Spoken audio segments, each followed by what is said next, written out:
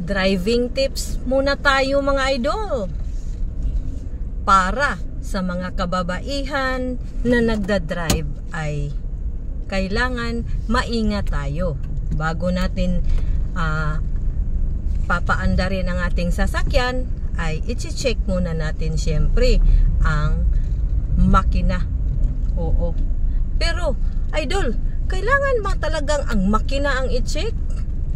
Hindi naman talaga lahat ang buong makina ang i-check natin, kundi yung pinaka-importante. Ano man yun? Ano man ang pinaka-importante na i-check natin sa part sa makina? Yung oil. Mayroon doon stick sa oil.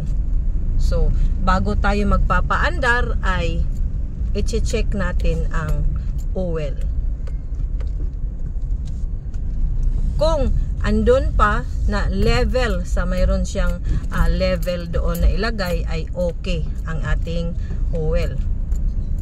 At tingnan din natin kung medyo sticky na siya or nagiging dark na ang kanyang color ng oil, ay kailangan na natin yan magpa-change oil or ipa-check na natin yan. At isa pa, itrapuhan natin at saka isaksak na uli para double check talaga. At syempre, yung brake fluid, tingnan din natin yon, ang brake fluid, kung puno pa ba or mayroon din siyang gauge doon ang ating brake fluid. At pangatlo ay ang wiper. Tubig sa wiper, dapat puno din yun.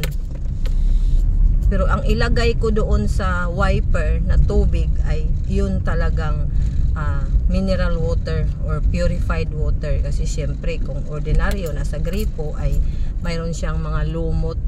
Oo, ayoko nang magkalumot-lumot ang kanyang sudlanan sa wiper na tubig. At saka mayroon din doon tubig sa radiator.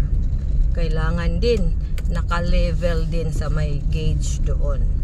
Oo, ang tubig sa radiator tank.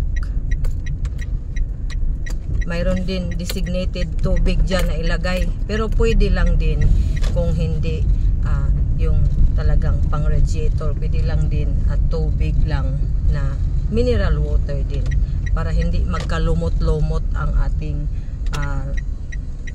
radiator tank. At yun na, trapu-trapuhan din natin ang ating makina para na din malinis.